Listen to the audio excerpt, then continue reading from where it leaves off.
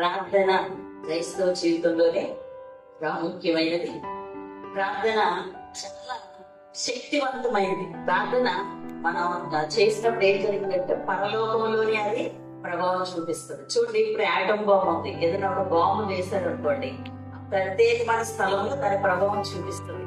కానీ ప్రార్థన దానికంటే శక్తివంతమైంది. మనం ప్రార్థన చేసినప్పుడు పరలోకంలో కూడా అది ప్రభావం చూపిస్తుంది. హల్లెలూయా. ఏలియా ప్రార్థన చేసినప్పుడు 3,5 సంవత్సరాల వర్షము అయిపోయింది. ఒక సామాన్యమైన మానవుడు ప్రార్థన చేస్తే, యెహోషువ ప్రార్థన చేస్తే సూర్యుడు ఒక దినవేళ ఆగిపోయాడు. ప్రతి క్రైస్తవునికి దేవుడు ఇచ్చినటువంటి గొప్ప ఆయుధం ప్రార్థన. మనుషులతో మాట్లాడటానికి అనేక పద్ధతులు ఉన్నాయి. వాట్సాప్స్ లో, ఇన్స్టాగ్రామ్స్ లో ఇప్పుడు చాలా ఎక్కువ అయిపోయింది కదా. రకరకాల పద్ధతులు మనుషులతో మాట్లాడడానికి కొత్త కొత్త యాప్స్ వచ్చాయి. ఇంకా భవిష్యత్తులో రావచ్చు. కానీ ప్రారంభం నుంచి ఇప్పటి వరకు మనిషి దేవుడితో మాట్లాడాలంటే ఒకటే యాప్, ప్రార్థనే. హల్లెలూయా.